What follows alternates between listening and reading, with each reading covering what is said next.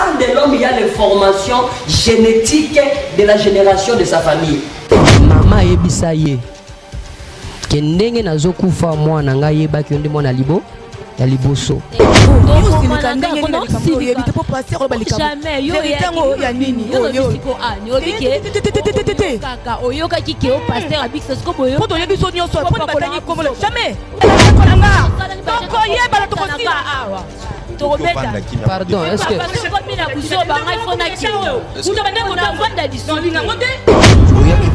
prophète Maman Aïcha c'était ça qui n'est pas ma caméra na kati yo banande na pesa kala na ndeko na bino akomi osiplie bino otindiki na ye liboko.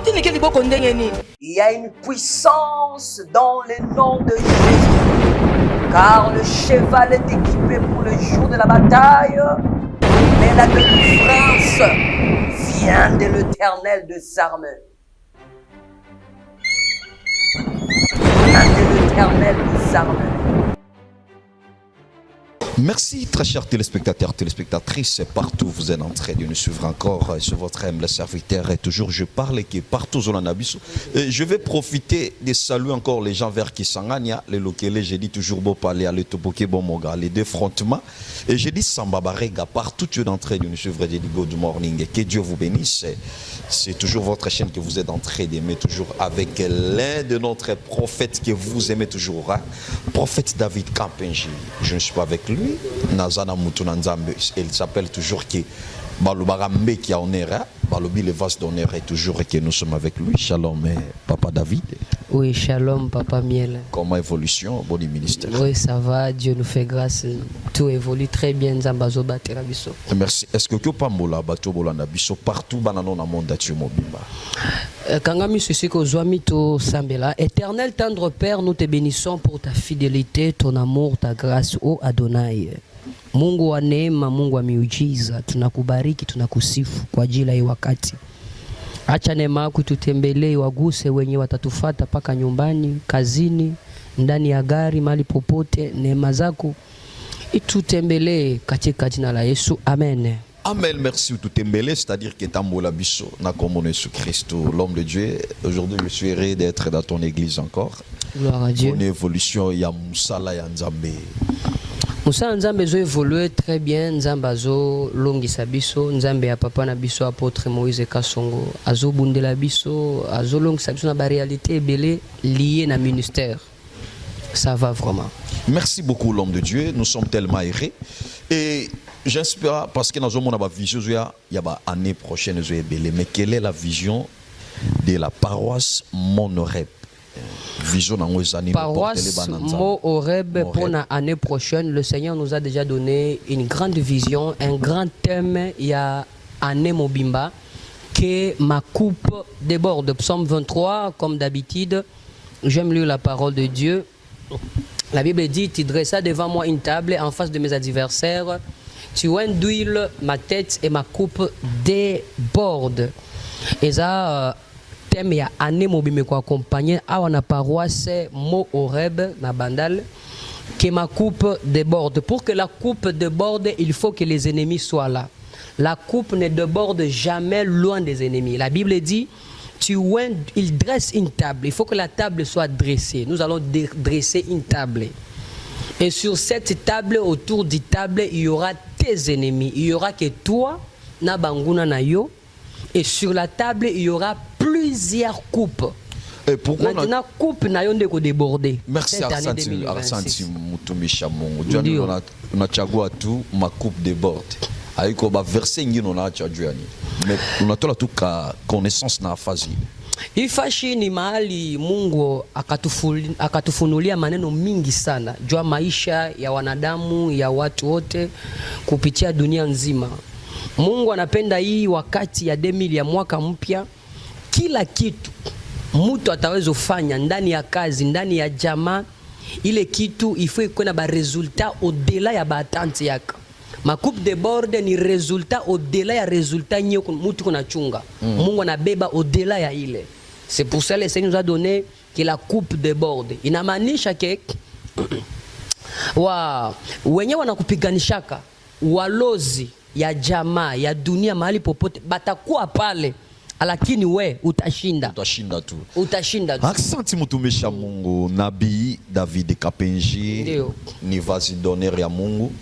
Lakini na mabitu kan tasemelea batoto bika kufata batoto en Tanzania partout ku dunia muzima watoto yote bana kufataka ku emission unapitaka. Kuma emission yangu nawaambia watu wote kupitia dunia nzima, uko na shida, maneno hayendeke. Donc unite. Merci beaucoup. Unité. Merci beaucoup, appelez l'homme de Dieu. Numéro Zanasena bas de l'écran. Benga partager, aimer, s'abonner. À chaque fois que je dis que tout ce que l'homme sait, il mentionnera. Et tu te sèmes de partager. Le ciel va partager une bénédiction pour toi. Et l'homme de Dieu, il a d'autres choses qui bah, homme de Dieu parle ça beaucoup. Pour éclaircir d'abord l'ibota. Ok. Et il y a d'autres bananzambe ba salianzambe beaucoup ba lubarake. Et tu seras délivré. Parce que moi, je m'aimerais poser une question pertinente. La Bible me dit, il n'y a pas la condamnation pour ceux qui sont à Jésus-Christ. Mais comment vous parlez au peuple de Dieu que vous serez délivrés? Ok. Merci. C'est une très très belle question. Romains chapitre 8, la Bible dit, il n'y a point de condamnation pour ceux qui sont... Il n'y a donc point maintenant aucune condamnation pour ceux qui sont en Jésus. Maintenant, je prends le même Jésus, le même Seigneur, le même esprit, la même foi, même confession. Jésus se trouve devant la tombe de Lazare. D'une manière mystique, la tombe de Lazare, ça signifie le monde. La personne de Lazare, ça signifie le païen. Lorsque Jésus est venu devant la tombe de Lazare, il dit à Lazare, Lazare sort. Lazare est sorti. Donc le salut vient de Jésus-Christ. Mais après les salis, il y a des choses qui doivent se passer dans la vie de l'homme. Mais pourquoi? Parce que même Jésus lui-même était né d'une famille sur cette terre. Yesu, nanzoto ya Yesu, c'est là qu'il n'a pas trait, il y a Marie. Maintenant, pourquoi on parle de la délivrance? Un jour, Dieu a couti, la prophète naye Ézéchiel. Alors bien Ézéchiel, na baluki quelque part na kutiyo na kati ya makila na yo ozosu kola mutu azala kite po frotter yo mungwa mutu azala kite po kata yo mutolu ngai nzambe na kata yo mutolu, ça veut dire ngai nzambe na kata yo lien familial ozala ki na malédiction ngai nzambe na zui mungwa na frotter likolo na yo.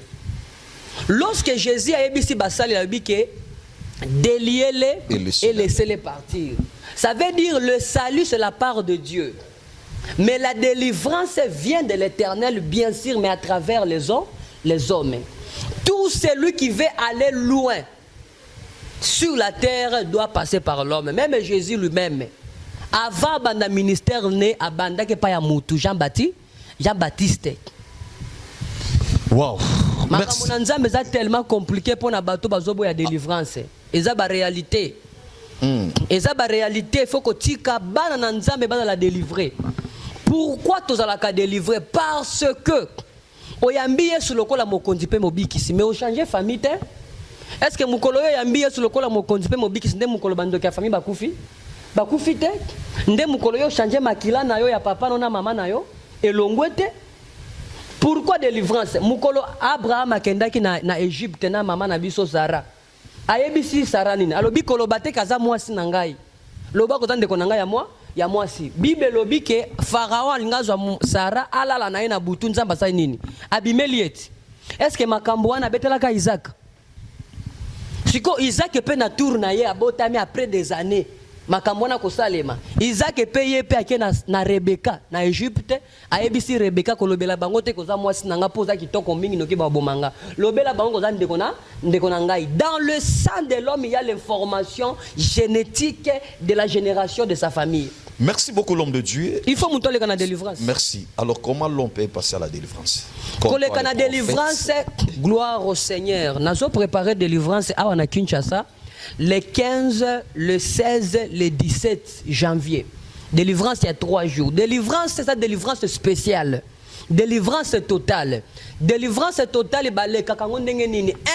y a il faut yamba Yesu lokola mokonzi pe mobikisi. Oui. 2, il faut les kana confession. Otolobaka kir d'âme. Oui. 2, il faut les kana confession. 3, après confession, ndo leki na délivrance. Étape ya délivrance à la kabongo.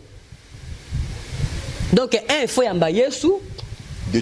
C'est seulement ceux qui sont en Jésus qui ne sont pas condamnés. Est-ce que toi tu es en Jésus? Ça le problème.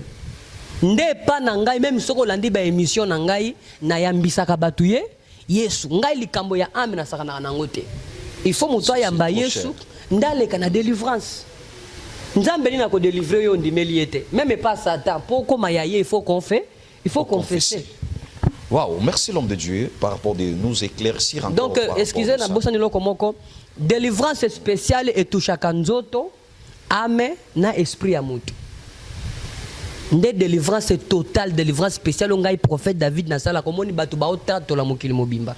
Mais ce que délivré dans nzoto ame fungwa mite tu n'es pas délivré. Ce qu'on a délivré dans nzoto, c'est que ba maladie en nzoto est quitté yo. Mais on a délivré na ame pe na esprit. Parce que la Bible est lobi boye. Ba ebisi Gaius apôtre Jean. Alobi Gaius, je souhaite que tu prospères à tous égards. À tous égards, ça veut dire à l'âme, l'esprit et le corps. Wow. Et que tu sois en bonne santé selon l'état de ton âme. Ce qui ton âme est amabé. Merci beaucoup l'homme de Dieu, prophète David, pour nous éclaircir encore par rapport de ce qui concernait la délivrance toujours. Et l'homme de Dieu n'a habité ces derniers temps, il n'a pas un déplacement. Parce que dans mon Iban Angola, je ne sais pas si c'est le programme, mais comment pour la Bana Nyoso. Oui, déplacement Ezali. Bana ya États-Unis d'Amérique, c'était prévu 11e mois, prophète David dans les États-Unis d'Amérique. Mais ma préoccupation tellement est qui m'a cassé, on a repoussé le programme. Bana ya Angola, déjà, prophète Jonas Sindane, Asa Ebisinga Abibana ya Angola, ba réclamer présence na Luanda. Bana ya Angola, oya kozala disponible ya kozwa charge na ngana tambolanga mokote. Okofuta billet na nga ya aller-retour, logement na nga yoza disponible.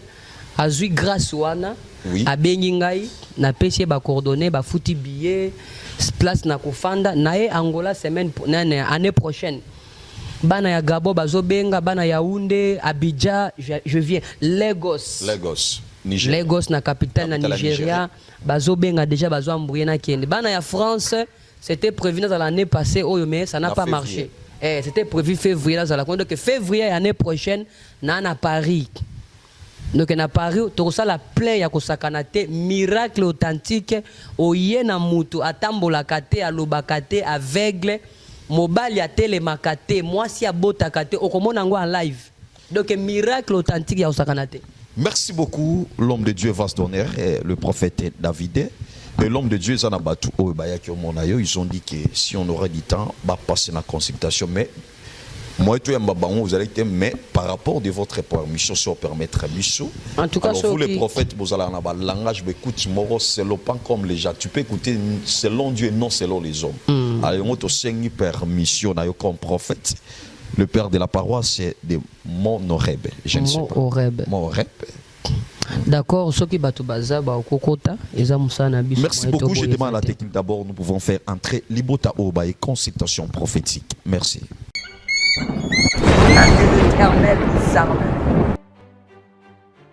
Merci de retour dans notre plateau, l'homme de Dieu. Namone Libota et Koti, si on permettre Nayambabango. Oui. Merci. Mbote maman. Mbote papa. Comment on a maman?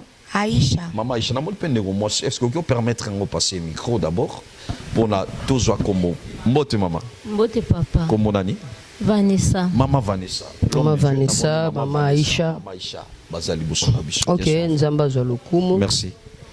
Namoni boza libota moi ko ndenge boya ensemble. Oui. Yonde ya na ye. Aya. Ok. Mais nazomona yo za mwana ya mama mususu. Ngana mwana mami bale. Ok. Nazomona ya za mwana ya mama liboso. Mais nazomona mama na bino asa kufi. Mama sa kufa. Ok. Oui, ya loko nde membino mama Aïcha. Eloko meminga awa nalandaki yo na YouTube. Ah ok. Ange de l'Éternel TV, vous s'abonner. nde namonaki baprophétie bato obikisa bato ebele donc namonaki bamiracle yango nalobaki mpe te nana ndeko nanga mo mpe ya mobali namema ye mpe na esika oyo azwa guérison nde toyaki na ndeko nanga mobali. Ok, boyaki na ndeko na bino mobali? toyana nde biso mobali. Mais namoni bokoti bino mibale ye aza mpe aza problème ya makolo akokotambola te. Ah bon? L'homme de Dieu, je ne sais pas si on peut demander dans la sécurité. Ok, sécurité si possible, beaucoup de la bison de quoi on donc il faut pas mémailler. Il faut pas mémailler pour que tambour ça. Il faut pas mémailler. Ah, yo mona ibango déjà. Oui, mona ibango vraiment bagoka te ba yo ki sena mutuka. Ok. Oui, oui. Ça va beaucoup de ça sécurité. Merci, si je vais demander basunga biso na ndeko na ye, baya na ye. Waouh, numéro ça na bas de l'écran, benga partager, aimer. Et dans votre chaîne toujours Ange de l'Éternel, et si tu es là, numéro ça na si, aux anaka un problème, appelez le prophète. Oh waouh, l'homme de Dieu, namoni ne comme balazali. C'est trop jeune. Aza vraiment jeune. Pour ça est vraiment beau. Avant na nenge mama van. Bon ça qui tu en as bien, bon ça qui tu en as bien. A pour ça na, t'es bon mais ma vraiment yé. Botombola bon ça qui tu n'es de connaître afandi ana. Ne connaît afandi. Vraiment, ça va. Waouh. Ça va. Wow. Bon, c'est ma colo bien. Hein? Donc, il y a Zotambola. Ça va, maman? Oui, papa. Au landing na TV, au landing na YouTube. Au moins, il y a des bazobika. Awa nzambe nda zobikisa. Ezanga ite. Mutunya sozo landangai. Tango na moni ndeko boye na oki ndenge bazome mai na moni il est encore trop jeune ndenge bazome mai ba okota naye. Et ça linga vraiment mutema bien te. Maintenant, yebisangai, qu'est-ce qui se passe?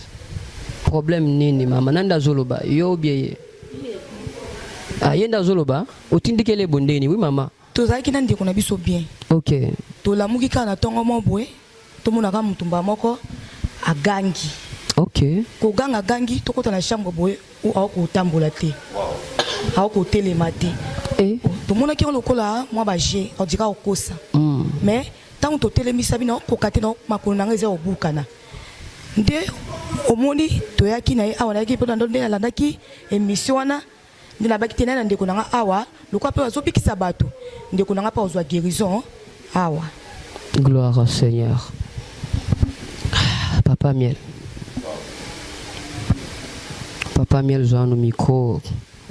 Na habité Léo na décidé na émission on a prophétisé te. Mais nazo sambela. Eza na secret moko ebatami na kati na bango misatu. Pona début na moni nzamba la kisinga ye aza mwana ya mwasi ya mibale, ye na mona baza na lien moko. Donc baza bango nyonso papa moko. Oui. Donc ye oui, c'est ça. Ye aza ya ye pa na ye. Yaza ya yasko pa na bango nyonso. Wow. Sikoyo ce qui se passe awa eza mama awa nde il faut fungola mutema aloba. Mutema nanga na seni. Mutema nanga za polele na salini. Mutema nanga kimia na likamte andeko nanga. Mutema nanga na saleloni. O saleloni na likamte. Ana likamte so boyaki apona bopakola bat babuzo banga na lingana nga ngoti na linga ngoti. OK, moi j'aime traiter les choses dans l'humilité, dans la compréhension avec le Saint-Esprit. Mais maman olobi olobate. Mais yo faut loba. Na loba netini pona na likamte na ebeloti. Na loba netini. Et c'est un gars qui est complice, qui peut prendre pas que l'on busoba. Pour ce moment, que l'on busoba, ah, toyo kanate to bomanaka awa. Oh, yo si le kandenge ni na likambo yo ebite po passer au balikamo. Jamais yo ya nini yo yo siko ani obike. Kaka oyoka kiki o passer abik ça siko boyo. Po to yebi so nyonso po ni batani komola. Jamais. Pourquoi pas qu'on a busoba? Jamais. Na toko bomana awa. Est-ce que oyo ki balobi écoute d'abord le prophète. ngapelo linga te ponga ebili Mais yo za na eloko koloba. Na eloko koloba te. Poso loba te na osima njema kei. Kokende te akende te. Akende te faloba.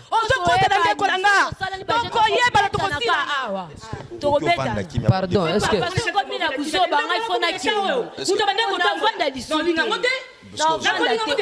vous plaît.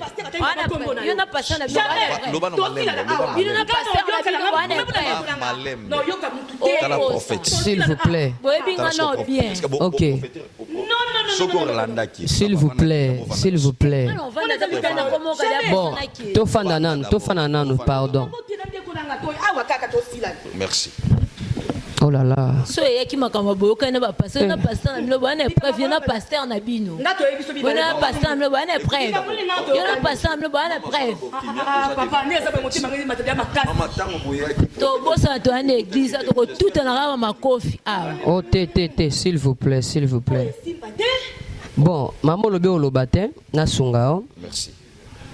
Bobo yangana ke poani fo botika ngana kende yo skozoli yo proposer ka kokende pe pona si po koma pesa ngade akanda na komoka de akanda na ba likamna ni na likamwani na nini na kende ko bali bo pakola busoba boli bo panga na busoba ndeko na ko liboye na busoba ja mutu na sema kolo Tala oza kuswa musala nza eza matata wa so yondolanda ke mission ye yondolanda ke mission wa ke mission to boyokanaki déjà boyokanaki balobi loko te balobi na loko te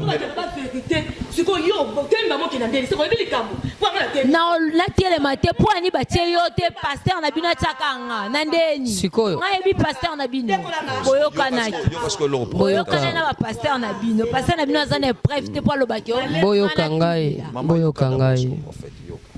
nakomi damu te po na ekongoma bon tosunga ye aloba parce que azolinga koloba te.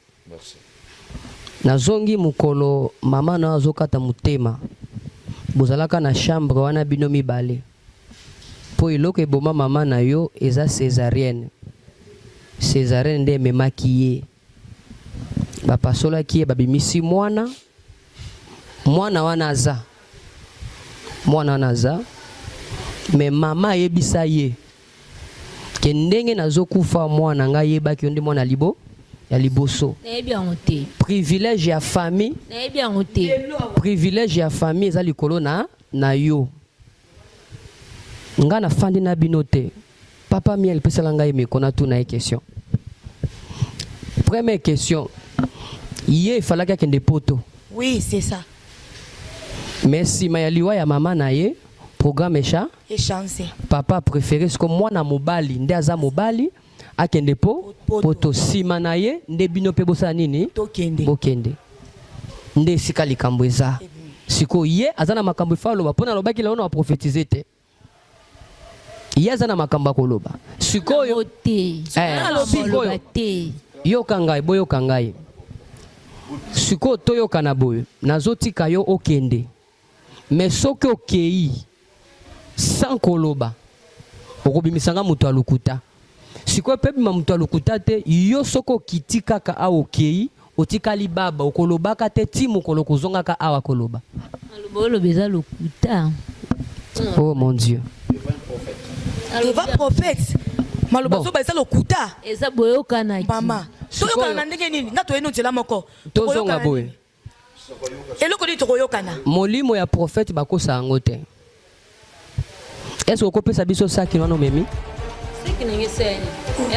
saki ya na likambo te mais faut pesa saki basengi saki no yo vanisa munoko noka kimia ozomona ye fo aloba pesanga saki wana naza saki wapesa te saki ndenge eza makambo na na kati yo ebana nde napesa tala na ndeko na bino akomi osiplie bino kimia kuna otindiki na ye liboko ndenge nini yo fo loba maloba oyo osala ndeko lelo biloko na so epanzana wa malembe mama natika te papa so motema nanga nde ezolela pasi oyo namona mpona ndeko na nga mama soko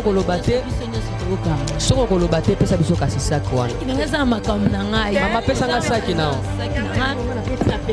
mpona yebi maboko na ngai saki na yango oyo apesi pesanga mpe yayo Non, pesa moté, c'est un problème.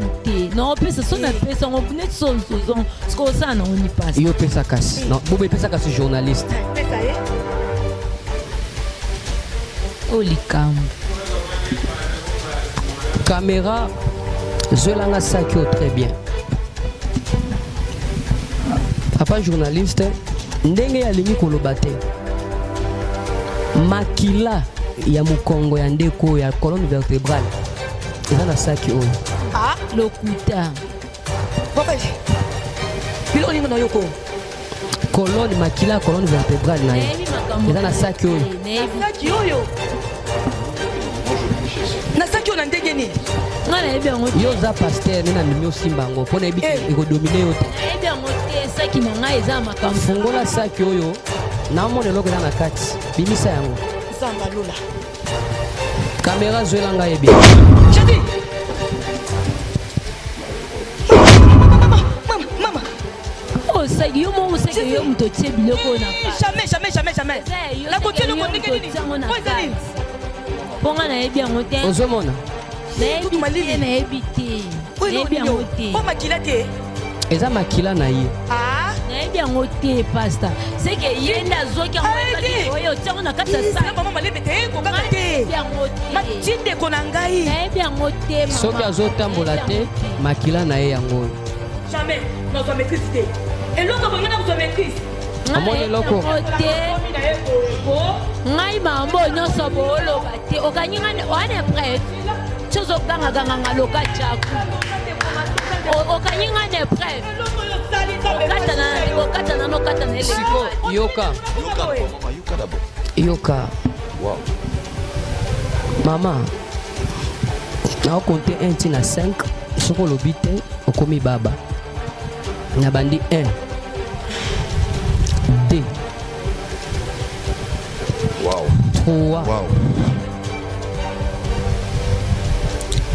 4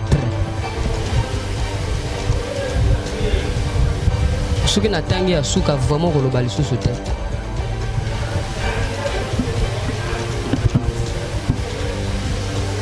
Gloire à Dieu. Tia micro toyoka. bolimbisa ngai eza kaka nasalaki yango mponaki motema mabe ndenge papa ya biso Mama Fanda ndenge pardon. ndeko na ngai azala ya komikitisa ndenge mama ya biso akufaka ayebisaka ngai ke mpo nazala na pouvoir fo nazala motema mabe na bandeko na ngai mpo naganye nyonso fo oyo nakoboma naboma yango nakenda na ndako ya nganga ntango namoni ke likambo ya poto ezalaki ya ngai ezalaki projet na ngai ndenge papa biso alongwe na ngai ekomi projet ya ndeki na ngai mobali ekotisa yangaki motema mabe nakende na ndako ya nganga ndenganga pesi oyo esaki ngai alobi benda ye makila ya mokongo alalaka mpe nabende makila yango na banda kotambola nango soki ekokisaki 2 mois nde na ngai naki ekobwaka ngo na mai fleve yatika libela bonga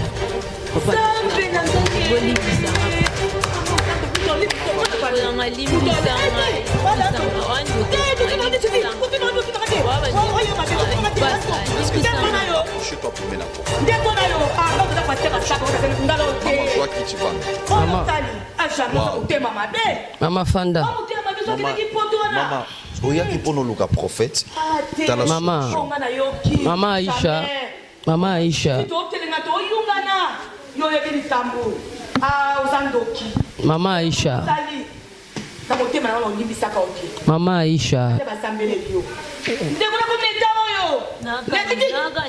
singa famille benga kata na te tozalaka famille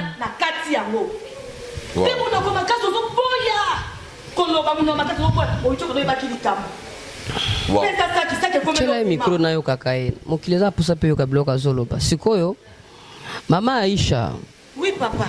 Pesa micro na tune question olingi ye atelema awa to atelema te nga lingi ndeko na nga atelema azonga bon santé ndenge azalaki sikoyo yo keloko nazoyebisa yo ye mpe baye na erreur eloko oyo asali mama na ye nde akotisi ye yango na mutu eza makanisi na ye te eza mabongisi na ye te sikoyo nganga ayebisaki ye atambola na makila o pendant 2 mois esali déjà 1 mois na 2 semaines.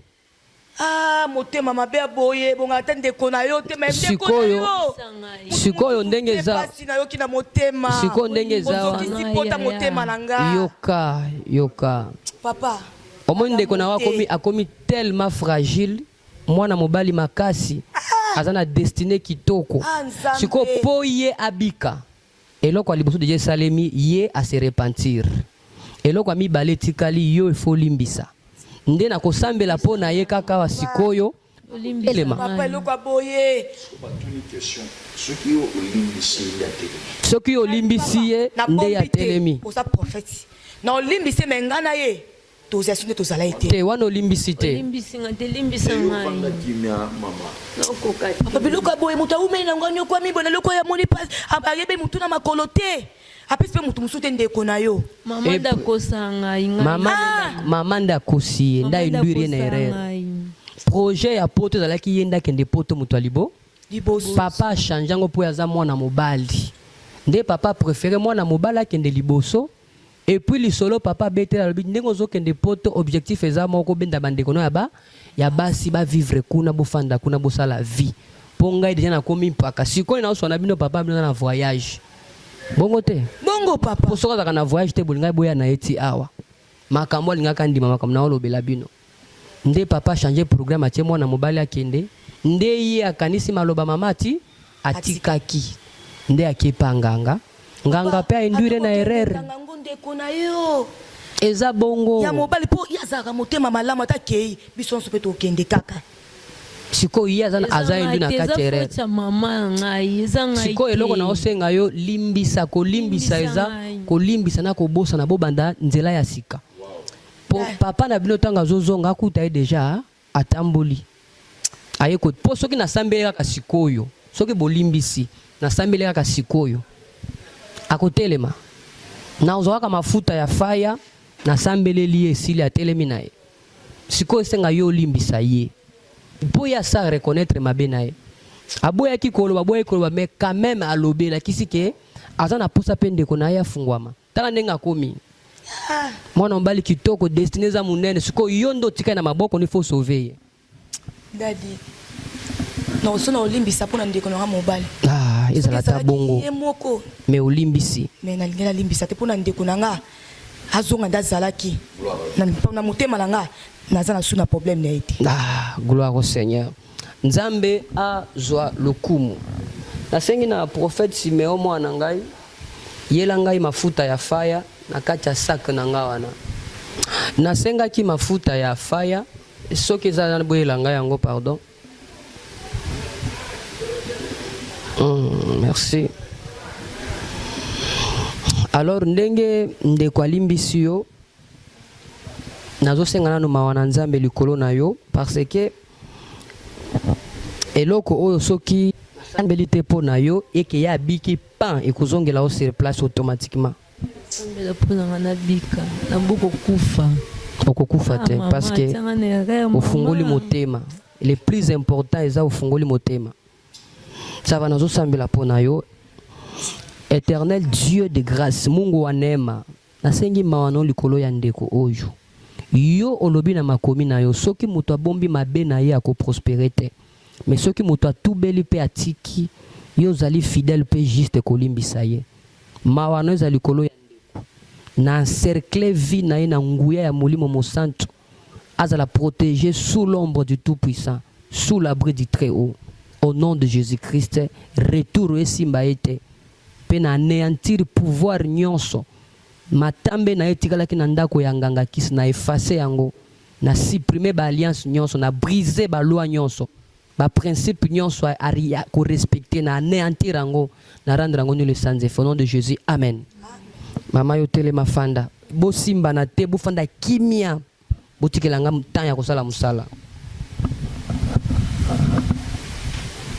Papa okosimbelanga miko oyo kilanga miko oyo eza mafuta ya faya oyo apôtre Moïse asambelela consacra mai ya faya pe ezali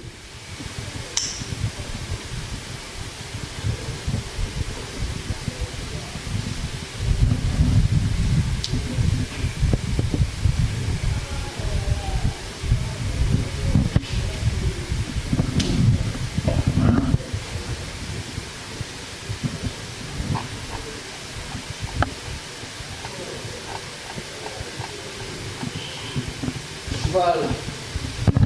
Pour la réaction, on est bandio salima déjà.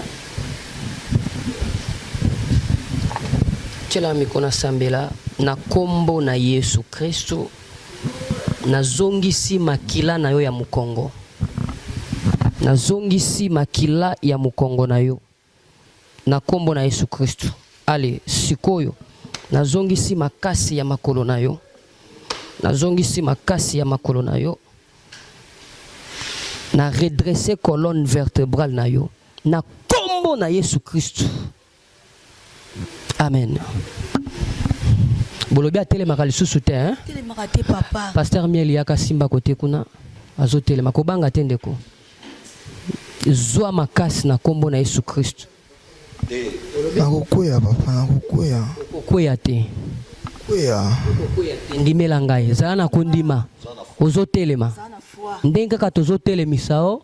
Je n'ai ni or ni argent, mais ce que j'ai, je te donne au nom de Jésus-Christ. Lève-toi. Lève-toi.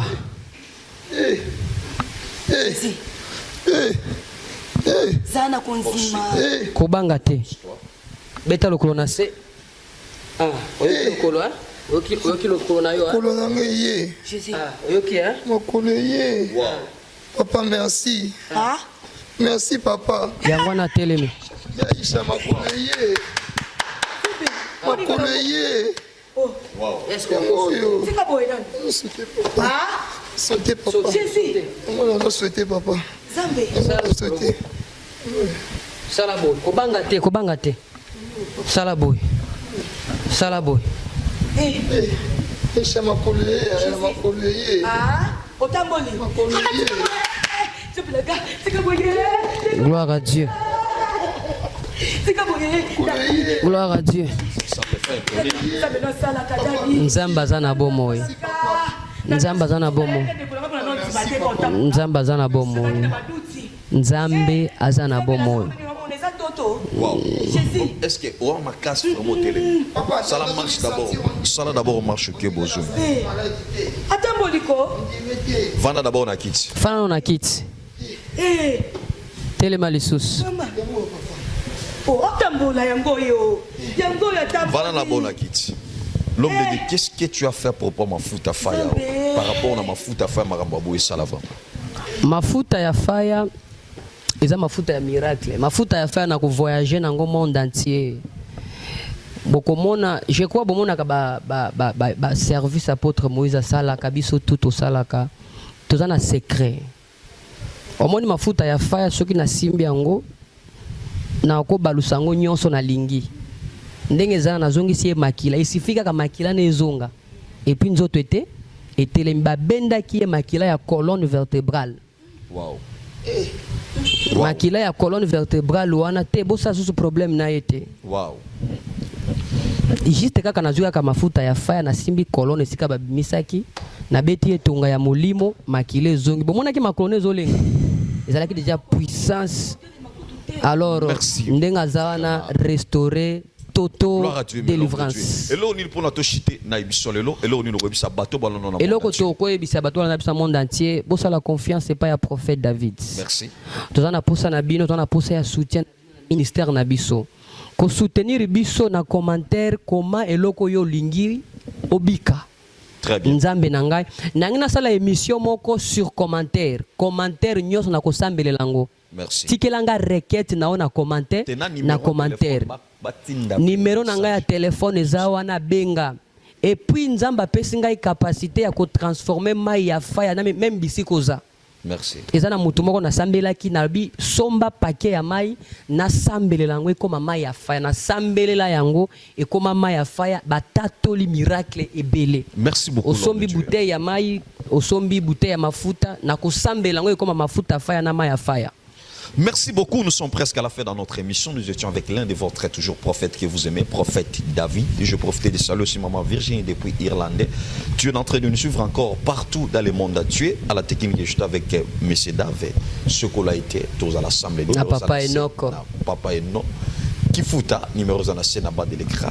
Benga yango et Lola Peko s'abonner pour Nayo. Que Dieu vous bénisse. Merci. Il y a une puissance dans le nom de Jésus. car le cheval est équipé pour le jour de la bataille, mais la délivrance vient de l'Éternel des armées.